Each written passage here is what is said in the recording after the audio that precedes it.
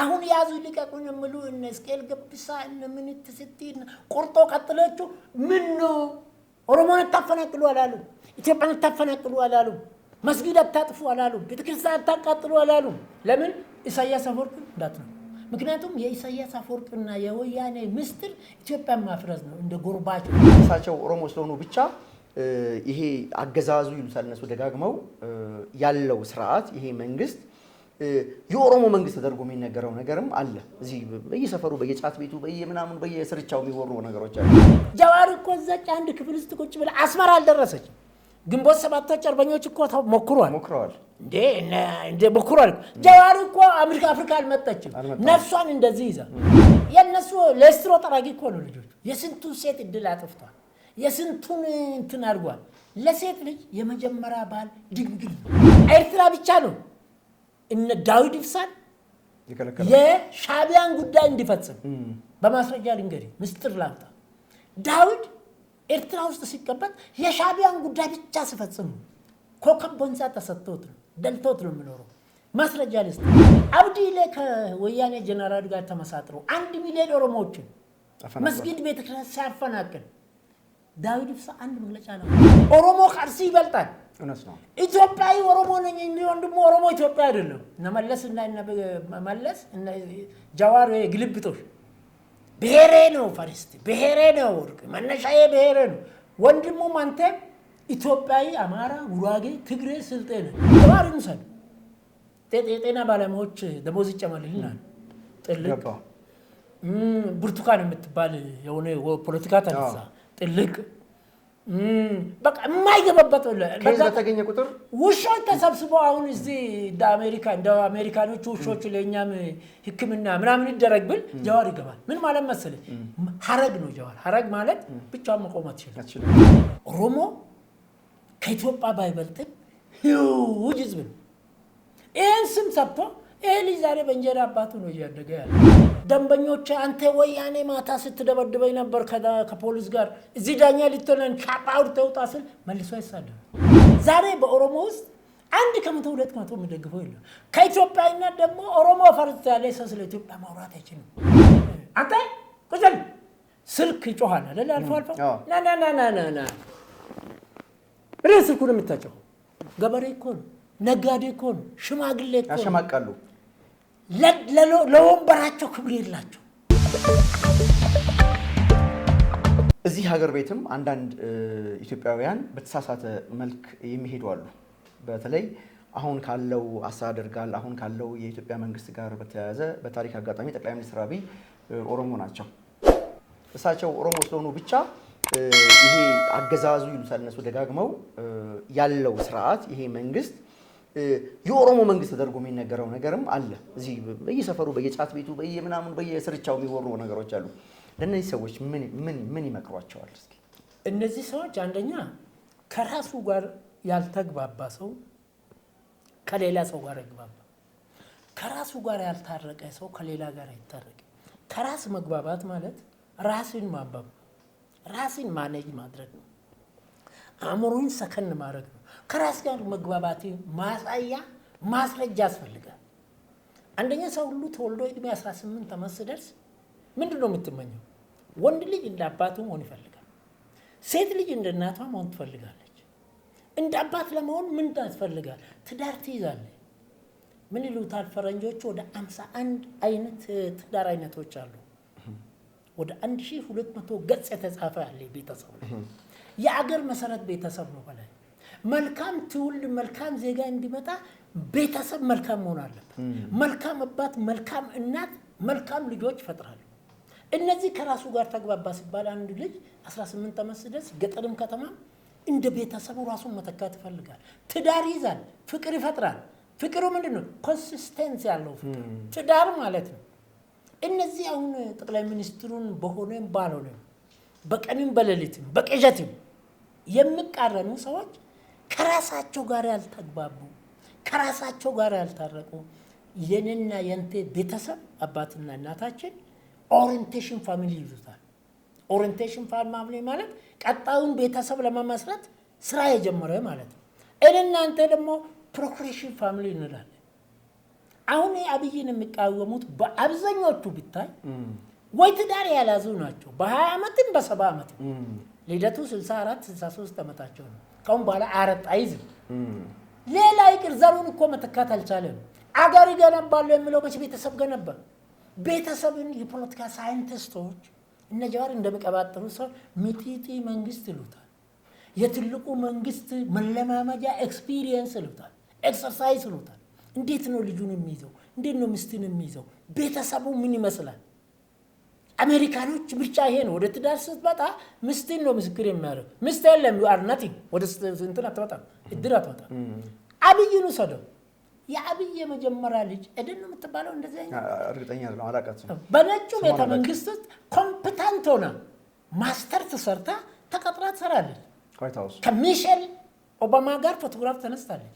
ከትንሹ ቡሽ ጋር ፎቶግራፍ ተነሳለች። ይሄ እኮ አብይ ነው። ይሄ እኮ አብይ ባለቤት ነው። አገር የምትገነባው እዚህ ጋር ነው። ሚጢጢ መንግስትን ገንብቶ ለዓለም ያበረከተ ሰው ኢትዮጵያን እገነባለሁ ብል ታጨበጭብለታል። በ60 ዓመቱ ትዳር መያዝ አልቻለ ራስ ወዳድ ሰገጤ። እንደ ማንኛውም ሰው ሴክስ ይሰራሉ እነዚህ ሰው። ስለ ቋንቋ ይቅርታ፣ የነሱ ለስትሮ ጠራጊ እኮ ነው ልጆቹ። የስንቱን ሴት እድል አጥፍቷል። የስንቱን እንትን አድርጓል። ለሴት ልጅ የመጀመሪያ ባል ድንግል ነው። ጃገረዶች ድንግል አላቸው አይደል? ድንግልና ማድ የትም ቦታ ይጥፋ፣ በተራ ነገርም ይጥፋል፣ በምናምን የመጀመሪያ ባሏ ድንግል ነው። ለወንድም ደግሞ የመጀመሪያ ሚስት ምንድን ናት? ድንግሉ ናት። በአክሊል በተክሊል እንዳገባ ድንግሉ ናት። ድንግል ባትሆንም ማለት ነው። ድንግል ባትሆንም የመጀመሪያ ናታ። የመጀመሪያ ነው። ሚስትም በእነዚህ አይነት አገበና ጃዋሪን ላመጣልህ ነው። አንድ ወንድ ልጅ ወልድና ኦሮሞ ይላል። አቤት አቤት! ኦሮሞ ከኢትዮጵያ ባይበልጥም ሂውጅ ህዝብ ነው። ይህን ስም ሰጥቶ ይሄ ልጅ ዛሬ በእንጀራ አባቱ ነው እያደገ ያለው። ያቺ ሸበላ ሚስቱ አርፋሴ ነው የምትባል። በወያኔ ዘመን ኦሮሞ ወያኔን የሚቃወም ከወያኔ ተቃራኒ የሆነ ሰው በጅቡቲ፣ በሶማሌ፣ በኬንያ፣ በሱዳን ይኖር እያሳደዱ ጋማ ጋማውን እያዙ ግማሹ እዛ ገለው ግማሹ መጥቶ እነ ኢንጂነር ተስፋውን ጨመዳ አንተን መሰለ ጆብራ አንጥቶ ነው እዚህ ቅልጦ ያቀለለ። ኤርትራ ብቻ ነው እነ ዳዊት ኢብሳን የሻቢያን ጉዳይ እንዲፈጽም በማስረጃ ልንገሪ፣ ምስጢር ላምጣ። ዳዊት ኤርትራ ውስጥ ሲቀበል የሻቢያን ጉዳይ ብቻ ሲፈጽም ኮከብ ቦንሳ ተሰጥቶት ነው፣ ደልቶት ነው የሚኖረው። ማስረጃ ልስቲ። አብዲ ላይ ከወያኔ ጀነራል ጋር ተመሳጥሮ 1 ሚሊዮን ኦሮሞዎችን መስጊድ ቤተክርስቲያን ሲያፈናቅል ዳዊት ኢብሳ አንድ መግለጫ ነው ወጣ። አሁን ያዙ ልቀቁን የሚሉ እነ እስኬል ገብሳ እነ ምንት ስትይ ቆርጦ ቀጥለችው ምን ነው ኦሮሞን ታፈናቅሉ አላሉ፣ ኢትዮጵያን ታፈናቅሉ አላሉ፣ መስጊድ አታጥፉ አላሉ፣ ቤተክርስቲያን አታቃጥሉ አላሉ። ለምን? ኢሳያስ አፈወርቂ እንዳት ነው። ምክንያቱም የኢሳያስ አፈወርቂና የወያኔ ምስጢር ኢትዮጵያን ማፍረስ ነው። እንደ ጎርባቸው 2004 ፈጣሪ እግዚአብሔር ኢትዮጵያ አምላክ መለስን ባይወስድ ኖሮ መለስ 2 ዕድሜ ቢኖሩ በላይ 2 ዕድሜ ቢኖሩ 2 ዓመት ዕድሜ ቢያገኝ ሶማሌ ልዩ ኃይል፣ ሶማሌ ዲፌንስ ፎርስ፣ ትግራይ ልዩ ኃይል፣ ትግራይ ዲፌንስ ፎርስ፣ አማራ በሁሉም ክልል አድርጎ አይደል 2 ዕድሜ ያገኝ በሙሉ በትኑ እንደሚያህል ጎርባቸው ሶቪየት ህብረትን ግዙፍ ኃይል እንዳፈረሰ ኢትዮጵያን ያፈርስ ነበር። ፈጣሪ መጣና ጣልቃ ገብቷል እንዴ? እሱ ወሰደ። ህወሓቶች ግራ ተጋቡ። ምን ልነግሪ ነው? የዳዊት ኢብሳ ለኦሮሞ ተቆርቋሪ ቢሆን 1 ሚሊዮን ኦሮሞ ሲፈናቀል አስመራ ሆኖ አታፈናቅሉ ብሎ መግለጫ አላወጣም። ለምን? ጉዳዩ እሱ ኢትዮጵያን ማፍረስ ነው። ሁለተኛ ደግሞ የኢሳያስ አፈወርቂን ጉዳይ መፈጸም ነበር። ስለዚህ እኔ በጭሩ ምለው ኢሳያስ አፈወርቂም ሆነ እነዚህ ቆርጦ ቀጥሎቹ ይሄ የእርጎ ዝንብ ይላል። የእርጎ ዝንብ ማለት እርጎ በጣም ምርጥ መጣው ምግብ እዛ ውስጥ ይገባል። ከዛ ዘልና ደግሞ የሆነ ውስጥም ቆሻሻ ቦታም ይገባል፣ ሽንት ቤትም ይገባል። የትም ቦታ ጀዋርን ሰድ የጤና ባለሙያዎች ደሞዝ ይጨመርልናል።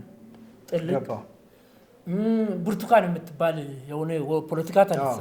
ጥልቅ በቃ የማይገባበት ከዚህ በተገኘ ቁጥር ውሾች ተሰብስበው አሁን እዚህ እንደ አሜሪካኖቹ ውሾች ለእኛም ሕክምና ምናምን ይደረግ ብል ጀዋር ይገባል። ምን ማለት መሰለህ ሀረግ ነው ጀዋር። ሀረግ ማለት ብቻውን መቆም አትችልም። አጀንዳ የለው።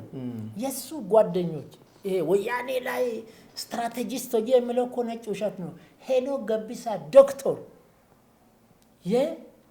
ከጀዋር ስንት ጊዜ የሚበልጥ ሰው የእሱ ወዳጅ ጥሩምባ ነበር ብሎ መስክሮበታል። ጀዋር ጥሩምባ ነው። መሐንዲስቶቹ እነ አብይ ነበሩ፣ እነ አባዱላ ነበሩ፣ እነ ደመቀ ነበሩ። እዛውም እዚህ ሀገር ቤት ሆነው ማለት ነው ከወያኔ ተወላጆች እዚህ። ጀዋር እኮ እዛች አንድ ክፍል ውስጥ ቁጭ ብላ አስመራ አልደረሰችም። ግንቦት ሰባቶች አርበኞች እኮ ሞክሯል እንዴ ሞክሯል።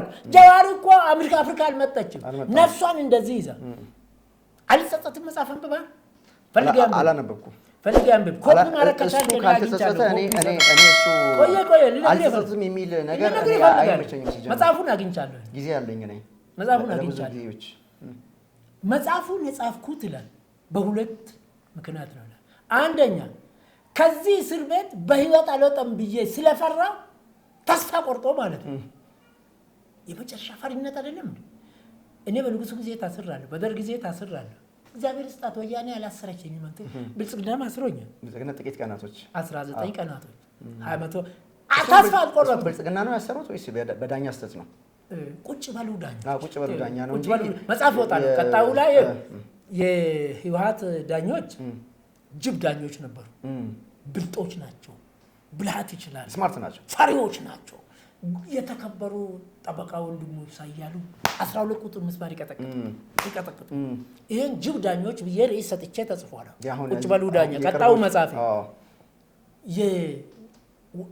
ኢህአዴግ ወያኔዎች ወድቆ ብልጽግና ሳይመጣ በዛች 1-2 ዓመት የመጡ ዳኞች ጅል ዳኞች ሆኑብኝ። ምን ማለት መሰል ጅል ዳኞች ያከብሩሃል፣ ባለጉዳይን ያከብራሉ፣ አንተን ያከብሩሃል፣ ይቀጠቅጡሃል። ደንበኞች አንተ ወያኔ ማታ ስትደበድበኝ ነበር ከፖሊስ ጋር እዚህ ዳኛ ልትሆነን ቻፓውር ተውጣ ስል መልሶ አይሳደም። ጅብ ዳኛ ልቡን ይሰራል። ጅሎች መጡ። ወያኔዎች ወደ መቀሌ እንደሸሹ ጅሎች ሲመጡ አንተ ቁጭ በል ስልክ ይጮሃል አይደል? አልፎ ና ብለህ ስልኩን የምታጨው ገበሬ እኮ ነው፣ ነጋዴ እኮ ነው፣ ሽማግሌ እኮ ነው። ያሸማቃሉ። ለወንበራቸው ክብር የላቸው፣ ለዜጎች ክብር የላቸው። ለዜጎች ለህግ የሚባል አያውቁም። ግን ዳኞች ናቸው፣ ጅል ዳኞች አልኳቸው። ብልጽግና ሲመሰረት 2015 አካባቢ ቁጭ በሉ ዳኛ መጣ። ቁጭ በሉ ዳኛ ማለት የአንድ ከፍተኛ ፍርድ ቤት ፕሬዝዳንት ነው። በአዲስ አበባ የአፍሪካ መዲና የዓለም መናኸሪያ ውስጥ የከፍተኛ ፍርድ ቤት ፕሬዝዳንት ሆኖ ተራ አስከባሪነት ስራ ይሰራል። ተራ አስከባሪነት እዛው ፍርድ ቤት ዙሪያ ውስጥ ወጥቶ በቃ ከክብር ቦታው ወርዶ ፍርድ ቤት ውስጥ ሄዶ አንተ እዚህ ቁጭ በል፣ እስረኞች እዚህ ቁጭ በሉ፣ ባለጉዳዮች እዚህ ቁጭ በሉ። ፖሊስ አለ አይደለም ማስተባበር፣ ፖሊስ አለ፣ ተራ አስከባሪ አለ። እነዚህ በሙሉ እጃቸውን አጣብሮ ቆሞ ይታዘቡታል። ይሄን ዳኛ ምን አልኩት መሰለኝ? ቁጭ በሉ ዳኛ ልለፈለኩት ምንድነው ይሄ በኢትዮጵያ ውስጥ ስማርቶች ገነው የሚወጡበት ስራ ተጀምሯል። የአብይ መንግስት፣ የአብይ ካቢኔ፣ የአብይ ደጋፊዎች አንተን ጨምሮ እንደ ሰው ስለምትሰሩ ትሳሳታላችሁ፣ ታጠፋላችሁ። የማያጠፋ የማይሳሳት ሰው የሞተ ብቻ ነው አለ ሌኒን። እውነት ነው። የሚሰራ ይሳሳት። እነዚህ እኮ ቆርጦ ቀጥሎች እነ ልደቱ እነ ጀዋራውን ለምሳሌ በየነ ማዕረብ ስብሰባ አደረገው አይደል? ቤት እኮ አልሰራም ይሄ ሰው። ዳንኤል ክብረት ብቻዬን እቆማለሁ በሚለው መጽሐፉ በገጽ 183 ላይ ምንድን ነው የምለው? ቤት አልባ ህንፃዎች፣ ህንፃ አልባ ባለቤቶች ይላል። ቤት አልባ ህንፃዎች ማለት ሰው አልባ ህንፃዎች፣ ፎቁ ሰማይ ጠቀስ ነው፣ አልጋው ያማረ ነው፣ ቴሌቪዥኑ ሙሉ ግድግዳ ነው፣ ጌጣጌጦች አሉ፣ ወርቅ አሉ፣ ሚስት የለም፣ ልጅ የለም፣ ባዶ ነው ይላል። ሰው አልባ ህንፃዎች፣ ቤት አልባ ህንፃዎች ይላል። ህንፃ አልባ ቤቶች ይላል። ደሳሳ ቤት ነው አለ፣ ሳር ቤት ነው አለ፣ አፈር ቤት ነው አለ፣ ምግቡ አሹቅ ነው አለ። ህንፃ አልባ ቤቶች፣ ህንፃ አልባ ቤቶች። እዚህ ውስጥ ፍቅሩ ፍቅር አይደለም አለ፣ ልጆቹ ልጆች አይደለም አለ፣ ጨዋታቸው ስለ ሀገር ነው አለ፣ ስለ ሰው ነው አለ። እነዚህ እነ ልደቱና እነ ጀዋር ልደቱን ነገር ያለው ዜሮ ነው። ሁሉም 0-0 አለ። ሰለሞን ተካል ነፍሱን ማረና እሱ በቃ አለቀ። ዘሩን አልተከም። ሲምፕል በጣም ምጢጢ መንግስት ያልሰራ ሰው አገር አይሰራም። ምጢጢ መንግስት መሰብሰብ አልጨኔ አሁን 17 ልጆች በላይ እውነቴን በየአመቱ 20 ሺህ አውጥቼ ደብተር ይገዛላቸዋል ለ17 ቤተሰብ ነው። ህይወቴ በሙሉ ለቤተሰብ ነው። ልደቱ እኮ አንድን ሴት አብሮ እንጀራ መቋረስ አልፈቀደ ስግብግብ ሰገጤ ነው። እንዴት ሀገር ገና ማን ከሱ ጋር ይሰበሰባል? ቦስባት ካልሆነ በቃ ማን ከሱ ጋር ይሰበሰባል? ጀዋር ካልሆነ በቃ ጀዋር ጥሩምባ ነፊ ሆኖ ጓደኞቹ ነው መሰክሩበት። እኔ ከነሱ ወስጄ ነው በመጽሐፉ ላይ ጸጸትም ላይ መጽሐፍ የጻፈው እሞታለሁ ብሎ ነው። ሁለት ዓላማ ነው። አንዱ በቃ እሞታለሁ ብዬ ተስፋ ቆርጬ ነው የጻፍኩት ይላል። ህይወት ታሪኩ ምን ልነግርህ ፈልጌ መጽሐፍ አሁን የሚያደርጉት ነገር አእምሯቸው ስለተረበሸ እብደት ጀዋርን 20 ደቂቃ አይቼ ኢሊሌ ሆቴል 2010 ዓ.ም ተቃውሞ ጀመሩ። 20 ደቂቃ አይቼ ይህንን አባቶቼ ነው ያስተማሩ። አንድ ሰው በፎቶግራፍ የሚታየው ነው ቁጭ ብለ 20 ደቂቃ ካየው አፉን ሲከፍት ቂጡ ይታያል ይላሉ። ስለ ቋንቋ ይቅርታ ባዶን እንዳዩ ባዶን ተቃወሙ። በታሪክ ከጀዋር ሐሳብ አይደለም። ጀዋር አርሲ አይደለም። ጀዋር ኦሮሞ አይደለም። ጀዋር ኢትዮጵያዊ አይደለም። ባህል የለው፣ አፍሪካዊ ባህል የለው። እንዴ ዲቃላ ብሎ እኮ ሰው ነው ይሳደብ። መንተ አርሲ ኦሮሞ ኢትዮጵያዊ አፍሪካዊ ራሱን እናት ያከብራላ። በላይ እኮ አንተ ዲቃላ ነህ ማለት አንተ አይደለም የተሰደብከው። እናቴን እኮ ነው የሰደብከው። እናት አለ ሰው እንዴት የሰውን እናት ይሰድባል? ነውር ነው። ከዚህ አልፎ አርፋሴ የምትባል ሚስት አገባ። የኦሮሞ እናት ኦሮሞ ከኢትዮጵያ በወያኔ ጊዜ ሲባረር የአርፋሴ ቤተሰብ ኬንያ ውስጥ የስደተኞች ካምፕ ነበር። የአርፋሴ ቤተሰብ የአርፋሴ እናት አባት ኢትዮጵያ ኦሮሞዎች በሙሉ በኬንያ ውስጥ ቤታቸው ነው። ጀዋርንም ጀዋር አረገች እሷ ናት። በትግሉ ሲሄደው ፈርስት ሌዲ ይሏታል። እቺ ምስት ነው የፈታው። የሄደበት ቦታ ምስት የሚያገባ በእስልምና እምነት 4-5 ምስት መግባት ተፈቀደ ነው። የመጀመሪያ ምስት ግን እናቴ ናት። እሷን አስፈቅድ፣ እሷን አክብር። 2-3 እንዳቅሚት ታገባለ። አባቴ ፍሳ ገንዶ 3 ምስቶች አላቸው። ከ3 ምስቶች 17 ልጆች ተወልደናል። 3 ምስቶች የታሞች ናቸው። አስፈቅዶ ነው። በፍቅር ነው። አንድንም እኛ የሶስቱም እናት ልጆች የሶስቱም እናቶቻችን አለይን። ከዚህ እንበላለን ከዚህ እንበላለን። ጀዋር እኮ እስልምና ሃይማኖትን ከተከተለ አርፋሴንና የኦሮሞን እናት ለእንጀራ አባት አሳልፎ መስጠት የለበትም። የሱን አንሶላ የሱን ገመና ለሌላ ጎረምሳ የሚሰሰው ትዳር አፍራሽ ምጢጢ ቤትን መምራት ምጢጢ መንግስትን ያፈረሰ ሰው ከልደቱ አይሻልም። ስለዚህ እነዚህ ሰዎች በጠቅላይ ሚኒስትሩ ላይ የሚጮሁት ከፍታቸው የፖለቲካ እምነታቸው የተለያየ ነው። እነዚህ የዘቀጡ ዘረኞች ናቸው። መገባያት በዘረኝነት፣ ጋብቻ በዘረኝነት፣ ጥብቅና በዘረኝነት፣ ሕክምና በዘረኝነት። ጀዋር ውሸቱን ረሃብ አድማ 40 ቀን ስል ከኦሮሞ ሐኪም በቀር አንድ ሌላ ሐኪም ሄዶ አላከመም። ይቻላል እንደዚህ መገባያየት። ጋብቻ ኦፌኮ ስብሰባ አድርጎ እዚህ ሜክሲኮ በነበረው ጀዋር በጠራው ስብሰባ ላይ ጋብቻ ከአቢሲኒያ አትጋቡ ተብሎ በፓብሊክ ይሰበካል። ይሄ ሰው ምንድነው? እነዚህ ሰዎች አብይን ባይቃወሙ ነበር የምትገረሙ። መቃወማቸው ተገቢ ነው። ምክንያቱም እነዚህ ጨለማ ቤት ውስጥ ያሉ ናቸው፣ ያበዱ ናቸው። ምንድነው ጀዋርን 2010 አይቼ 2011 ሚዲያ ላይ ጀዋር ከንበራቴ ነው ከመራቴ ምን ማለት ነው? ያበደ ነው፣ ጤናማ ነው፣ የተማረ አይደለም። መማር ማለት እኮ ችግር መፍታት ነው። ባጭሩ ወንድሜ የሰለጠኑ ዓለምና አገሮችን ስታጠና ስልጣን በብቃትና በፍቃድ ነው። በዓለም ላይ ብቃት ምንድነው? አንተ በላይ ለሰማናዎቹን ብሔረሰብ በየክልላቸው ሄደው በራሲ ቋንቋ ወይ ደግሞ በጋራ ቋንቋ ለኢትዮጵያ ያለኝ ህልም ይሄ ነው። የሰው ልጅ የሚከበርበት ሀገር፣ ክልል፣ ከተሞች፣ ገጠሮች፣ መንደሮች ኢትዮጵያ የሚከበርበት ሀገር፣ ዜግነት የሚከበርበት ኢትዮጵያዊነት ከኬንያ በላይ ነው፣ ከአሜሪካ በላይ ነው፣ ከቻይና በላይ ነው። ቅኝ ግዛት አልተገዛንማ። ኩሩ ህዝብ ነን። ክብራችን ያልቀነስን አባቶቻችን ልጆች ነን ብለህ ይሄ ብቃቴ ነው።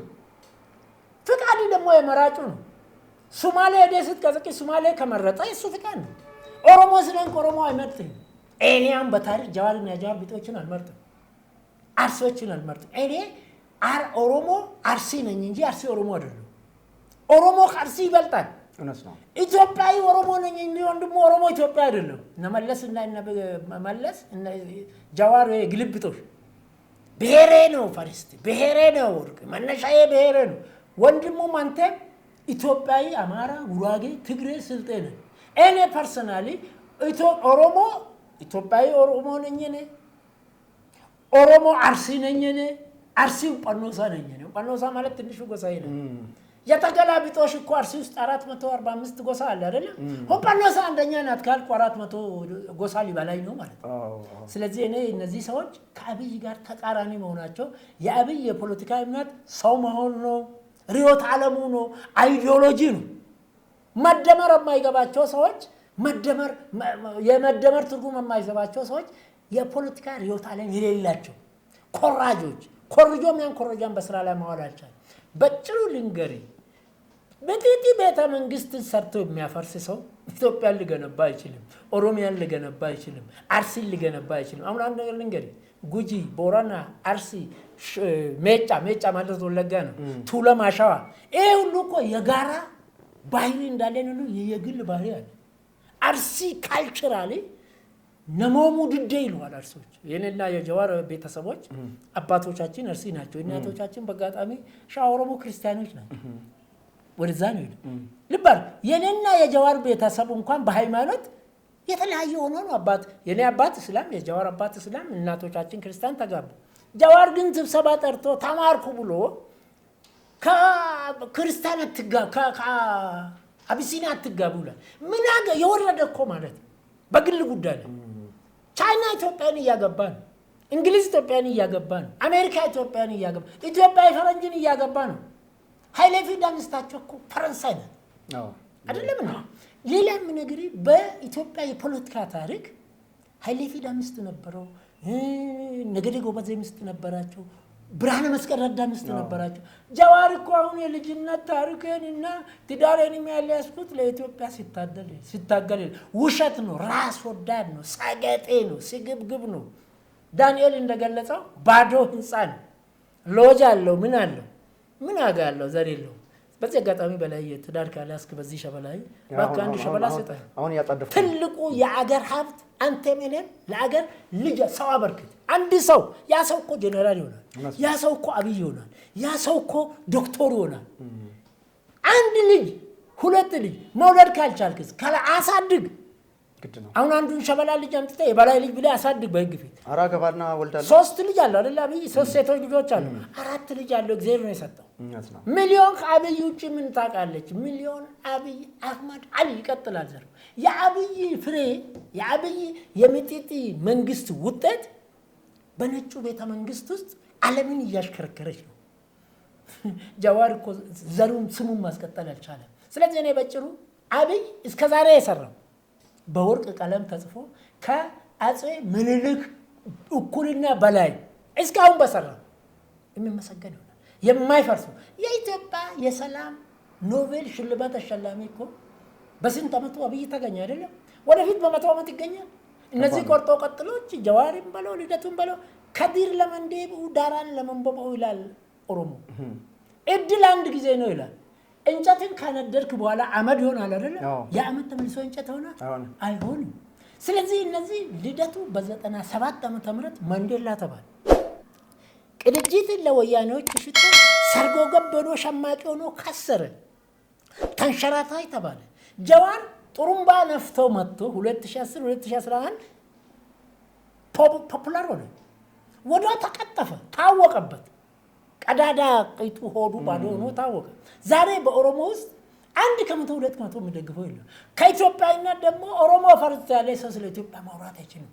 እነዚህ ሁለቱም የከሰሩ የባከኑ የመከኑ መሃኖች ልደቱ 30 ዓመት ፖለቲካ ካልተሳካለት በኋላ እንዴት ይሳካለታል? አሁን እሱ ሰበሰብኩ ላለ በየነ ምናምን ነገር እሱ የሰበሰባቸው በሙሉ እኮ እብዶችና በ20 ዓመቱ በ30 ዓመቱ ሆነ በ7 ዓመት ወንጀል ማስተርማይንድ ያችሁ ናቸው።